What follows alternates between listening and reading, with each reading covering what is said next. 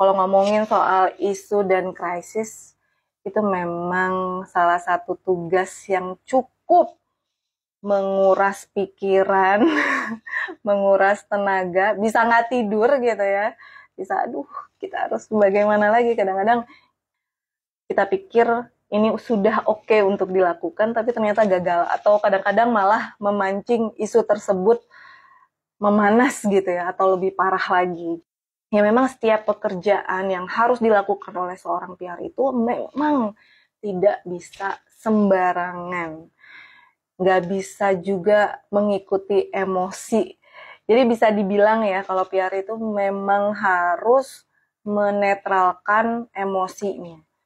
Nggak boleh tuh orang ngelihat sedih, makanya PR-PR biasanya nggak pernah posting atau curhat di media sosial, apalagi di story IG, story WA gitu ya, walaupun cuman sebentar gitu ya, tapi nggak boleh gitu sebenarnya. Jadi memang emosinya itu nggak boleh terbaca gitu. Jadi kelemahan kita pun juga nggak boleh terbaca sama pihak lain gitu. Nah, sampai kliennya siapapun, kalau bisa juga jangan sampai tahu gitu. Bener-bener orang di balik layar gitu. Karena kalau tahu terus kitanya melakukan kesalahan juga, jadi kan kredibilitas kita juga diragukan gitu ya sama klien atau sama pihak-pihak lain gitu. Jadi memang membahayakan sekali gitu. Jadi bukannya nggak mau bebas speak up gitu. Secara pribadi aku suka speak up gitu, tapi speak up-nya adalah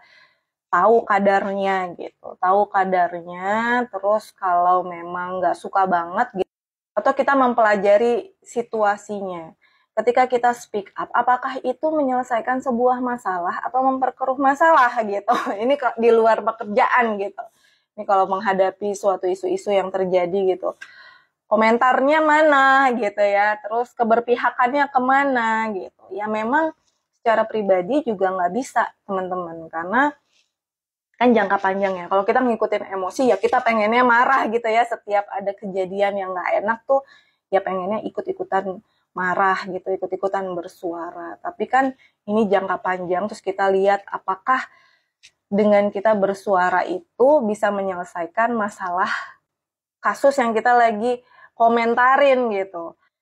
Doa dan bantuan yang kita berikan harus diketahui oleh orang banyak kan juga nggak perlu gitu sebenarnya. Jadi ya udah, kalau memang mau berpihak terhadap sesuatu gitu ya, ya bantuin langsung gitu.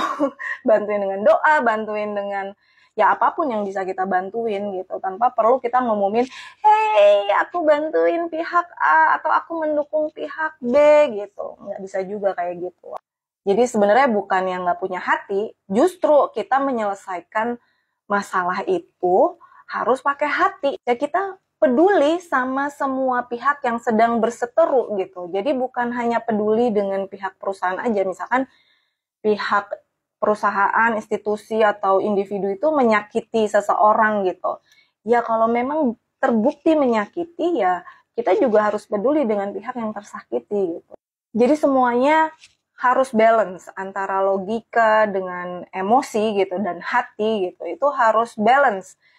Kan nggak sembarangan ya, maksudnya kayak kita bikin sebuah campaign gitu ya, atau penyebaran sebuah pesan, itu kan harus pakai hati gitu. Kita harus punya target audiensnya harus pas, terus konten-konten yang kita buat atau pesan-pesan yang kita sebarkan itu kan bahasanya, terus jenis kontennya itu kan harus disesuaikan gitu, harus pakai hati. Dan sebuah konten atau sebuah penyebaran pesan ketika tidak diisi dengan jiwa, ya itu hanya sekadar konten, kewajiban yang harus kita kerjain gitu.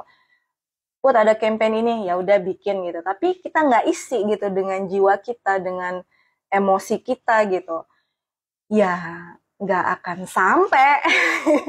Kan tugasnya PR itu menyampaikan sebuah pesan dan harus sampai gitu. Nggak bisa sekadar menyampaikan saja. Oleh karena itu kan keahlian public speaking-nya diperlukan, keahlian cara membuat skripnya juga harus disesuaikan gitu. Semuanya kan kita belajar gitu, bagaimana caranya proses penyebaran pesan ini bisa efektif dan sampai gitu ke target audiensnya. Jadi ya bukan pekerjaan yang hanya sekadar dikerjakan, yang nggak pakai hati dan nggak pakai emosi gitu. Proses penyebaran pesan itu dilakukan karena memang penting untuk diketahui oleh halayak banyak. Baik itu sifatnya marketing gitu ya, atau penyebaran soal kebijakan, atau untuk campaign sebuah gerakan, ya semuanya harus pakai jiwa gitu, sehingga pesannya sampai di masyarakat. Kalau kita lihat ya konten-konten soal campaign, misalkan sosialisasi sebuah kebijakan atau aturan atau program gitu ya, misalkan infografis dan tulisannya banyak, apakah itu akan dibaca semua gitu? Kan enggak juga kan. Jadi kan butuh strategi-strategi di mana ada jiwa di situ.